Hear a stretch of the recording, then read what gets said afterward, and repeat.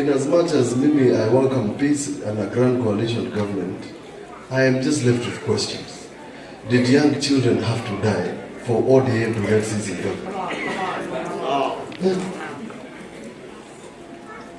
Did people have to be drowned so that we get people in government? I don't understand.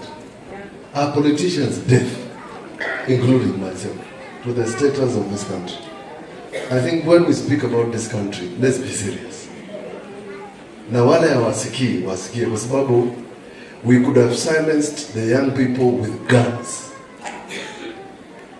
But they will never forget that when they spoke to their parents, we turned to bullets to silence them. There is a place I really cherish called Parliament. I was very saddened that one child died outside the parliamentary gate. And the people researched to kichwa. What was there to steal in Parliament? Na hapo hiyo ni mali ya wananchi. So we must tell this government, and I must say so, because if I don't say so, I will not sleep at night. You have let down the young people of this country.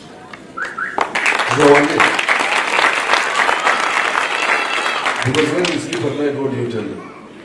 Because the people you've picked to join government are not young people. Ni wazee. Ni wakongwe pia wengine. It's bad. So as James Waluka, as we plead for you to join government, mkifungua zile iPad pale, and I pray for you to become a minister.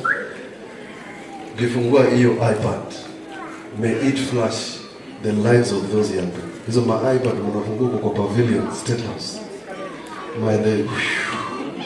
Mnakumbuka Rex.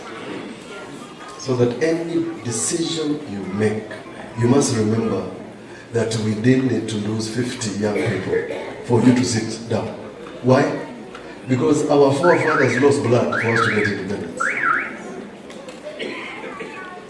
Watu walikufa wengi. But let me ask you, good people, a question. 2007, watu wakufe tufanye grand coalition. 2013 or 2019, watu wengine wakufe tufanye handshake. Ingine munaita broad-based. How many people must lose lives for us to get sense?